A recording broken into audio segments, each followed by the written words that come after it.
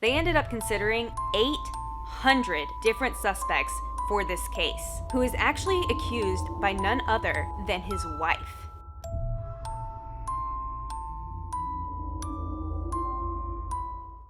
Hey guys, did you hear that? What is going on with my voice? Why is it like cracking? Hey guys, welcome back, or if you are new, welcome to my channel. My name is Courtney, and I'm here to give you the creeps, because I'm a creepy person. If you're into true horror, I highly suggest that you hit the subscribe button and turn on the bell so you're notified every single time that I upload, because I get on here every single week and tell you guys another true and scary story. So today's video is going to be super interesting because we're going to be talking about one of the most infamous fugitives in history. And that, of course, is D.B. Cooper. Now, for those of you who don't already know, D.B. Cooper, in a nutshell, is an individual who hijacked a 727 Boeing aircraft back in 1971, just moments before he disappeared, literally into thin air. I know, guys, wild. Now, obviously, there's a little bit more to the story than that, so without further ado, let's go ahead and jump into today's video. So this story begins on November 24th of 1971. We are in Portland, Oregon at the Portland International Airport, and it was here that a middle-aged man carrying a black briefcase approached the flight counter at Northwest Orient Airlines. And this man ended up identifying himself as Dan or D.B. Cooper, which of course turned out to be a pseudonym later on, but that's just something to note that he identified himself as this individual. Okay, cool. From there, he uses cash to purchase a one-way ticket on Northwest Orient Flight 305 to Seattle, Washington. And I don't know about you guys, but does that not seem shady as like, doesn't it? I mean, when you think about it, his only piece of luggage was that briefcase, and then he used cash to purchase a one-way ticket. Now, I don't work for an airline, but if I encountered somebody while working for an airline who was doing all of that, I would have been like, what the hell is going on here? Now, Northwest Orient Flight 305 was a 727 Boeing aircraft. On this flight, there were 42 total occupants, including 6 members and 36 passengers, with D.B. Cooper being one of the 36. Now, another thing that I wanted to point out really quickly before we continue with this story was the length of the flight itself. And I'm going to put a graphic up here on the screen as a bit of visual aid for you guys. So as I said, Flight 305 was going from Portland to Seattle. And in terms of line of sight miles, these two cities were only about 145 miles apart. This means that Northwest Orient Flight 305 was only about 30 minutes in length. Now, obviously, the reason why I wanted to point that out was so that you guys could understand how quickly this chain of events occurred. It's literally like they boarded the flight, got in the air, and immediately started to go down. So this flight boarded just after 2 p.m. Pacific Standard Time. And while they were waiting to depart, D.B. Cooper ordered a bit of a cocktail to, I guess, calm his nerves. Then, literally 10 minutes later, D.B. Cooper passes a note to a woman named Florence Schaffner, who is a flight attendant on this flight. Now, initially, Schaffner thought that he was just a lonely businessman trying to inconspicuously pass her his phone number, so without even thinking, she ended up slipping the unopened note into her purse. This is when D.B. Cooper pulled her aside and told her, and I quote, "Miss, you're gonna want to look at that note. I have a bomb." So for obvious reasons, Schaffner takes the note back out and begins reading it. She remembers that this note was written neatly in all caps using something that looked like a felt tip pen. Now, unfortunately, the exact wording on this note remains unknown because D.B. Cooper ended up retrieving it from her later on in the flight. However, Schaffner did state later on that this note claimed that the bomb itself was inside of that black briefcase. Told you that thing was shady. Now, after Schaffner reads this note, D.B. Cooper asked her to sit next to him so that he could show her what he had inside of his briefcase. She later described the contents of this briefcase as 8 cylinders that were encased in some sort of a red insulation. Now, after closing the briefcase, D.B. Cooper starts making his demands, alright? He states that he wants $200,000 in negotiable American currency, as well as 4 parachutes and a fuel truck standing by in Seattle to refuel the plane when it lands. This is when Schaffner got up from where she was sitting and returned back to the cockpit where she relayed these demands. And when she returned, D.B. Cooper was wearing black, dark sunglasses. Sorry, I probably shouldn't be making jokes. So anyways, after getting this message from Schaffner, the pilot of the flight, William A. Scott, ended up reaching out to the Seattle-Tacoma airport to let them know the situation that was arising. Like, hey guys, we have a problem. And it was at this point that the crew notified the other 35 passengers on Flight 305 that their arrival in Seattle, Washington would be delayed due to a minor mechanical issue. Now, just as a quick aside, this was obviously to prevent mass panic on the flight, but at the same time, it's really kind of messing with me that that was what they told them. You know? Like, is that a standard protocol in these situations, where they're telling everybody on the flight that it's fine, when in all reality, there's like shit going on in the background?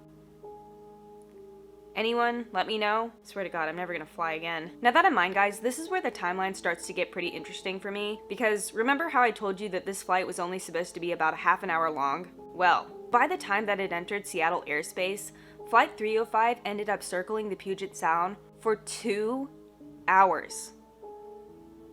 And this, of course, allowed time for authorities to gather the ransom money, the parachutes, and then obviously arrive at the Seattle-Tacoma airport to kind of try and mitigate the situation once the plane landed. That being said, can you imagine being one of those passengers just chilling on this flight, unknowingly being held for hostage? That's freaking terrifying, okay? Now, speaking of the ransom money, the authorities were able to gather the $200,000 that he demanded in 10,000 unmarked $20 bills from different banks in the Seattle area. They also compiled together 4 military-grade parachutes. However, after telling D.B. Cooper that they had these things, he ended up telling them that he didn't want those parachutes for some reason, and instead requested 4 civilian parachutes. Not sure why, but they were like, okay.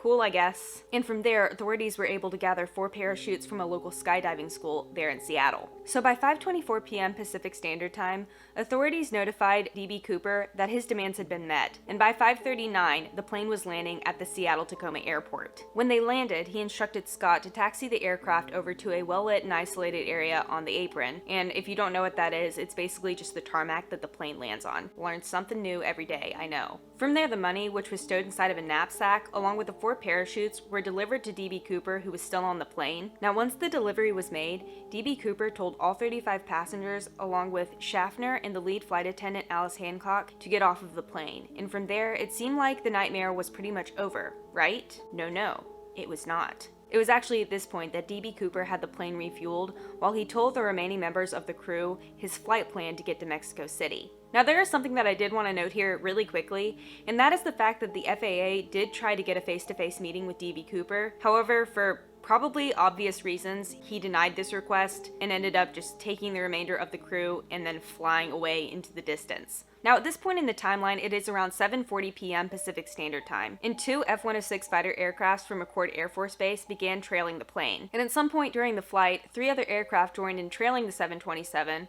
all of which remained out of sight from D.B. Cooper. However, none of the pilots ended up seeing what happened next. Mysterious and shady. So at approximately 8 p.m., a warning light flashed in the cockpit, which indicated that the air stair apparatus had been activated. Now, taking note of this warning light, the crew, who was being held within the closed cockpit, used the intercom system to offer help to D.B. Cooper. However, he refused any assistance at this point. Then, at 8:13 p.m., the tail section of this aircraft ended up sustaining a sudden upward movement, and from there was no further incident until 10:15 p.m. when they landed in Reno, Nevada to refuel. This is when they discovered that D.B. Cooper was no longer within the 727 aircraft.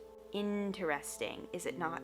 Now, as the hunt for D.B. Cooper began, investigators immediately knew that he had jumped from the plane with the ransom money in that knapsack at around 8:13 p.m. However, other than that information, they had no real idea where he was. Now, that said, according to the FBI's website, they ended up considering 800 different suspects for this case. However, as time passed, the investigators were able to narrow down this massive number to 24 individuals that they felt sure could possibly be D.B. Cooper. However, at least to me, 24 still seems like a pretty large number when you're talking about suspects in a high-profile case like this. Now, perhaps the most notable suspect within the D.B. Cooper case is Richard Floyd McCoy, who was arrested in April of 1972 for a similar hijacking crime. However, according to the FBI's website, they ended up ruling him out as a suspect because he didn't match identical descriptions of D.B. Cooper that were given by 2 separate flight attendants at 2 separate times. So, if he didn't look like D.B. Cooper, then he obviously wasn't D.B. Cooper, you know? Now, another notable suspect in the D.B. Cooper case is that of Dwayne Weber, who is actually accused by none other than his wife. Now, according to his wife, Jo, he ended up confessing to the crime on his deathbed, and she also alleges that he used to sleep talk about leaving fingerprints on a plane.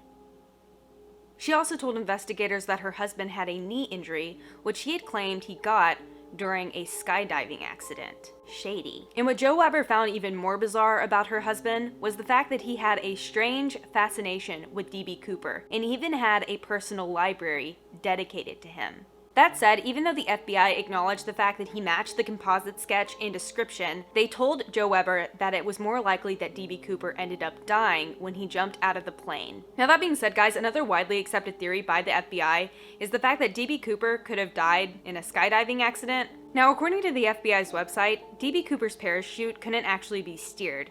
And that fact, coupled with the fact that he was wearing clothes that weren't designed for landing in a parachute in a heavily wooded area at night, it seemed probable to investigators that he may have just died upon his landing. Now that said, guys, this theory was corroborated even more in 1980 when a young boy found a rotting package of $20 bills just like lying in the woods. And upon inspecting those bills, they found that the serial number matched those that were given to D.B. Cooper 9 years prior. Now obviously, guys, with this being an unresolved mystery, those are just a few theories that could possibly explain what happened to D.B. Cooper back in November of 1971. Like I said, there are 800 different suspects within this case, and it's impossible to go through all of them, so I figured instead it would be fun for us to start a discussion down below talking about different D.B. Cooper theories that you might have. That said, if I did miss a theory that you think is most probable within this case, definitely leave that down below and let me know all about it because I would love to hear about them from you guys. But with that being said, I think that's pretty much all I have for you for today's video. If you made it all the way here to the end and liked what you saw, make sure you give me a big thumbs up because it really helps out my channel. Also, if you're feeling generous and want to support my channel, make sure you share this on different social media platforms because that's probably the best way that you can support my channel at this point, unless you just want to go ahead and hit the subscribe button yourself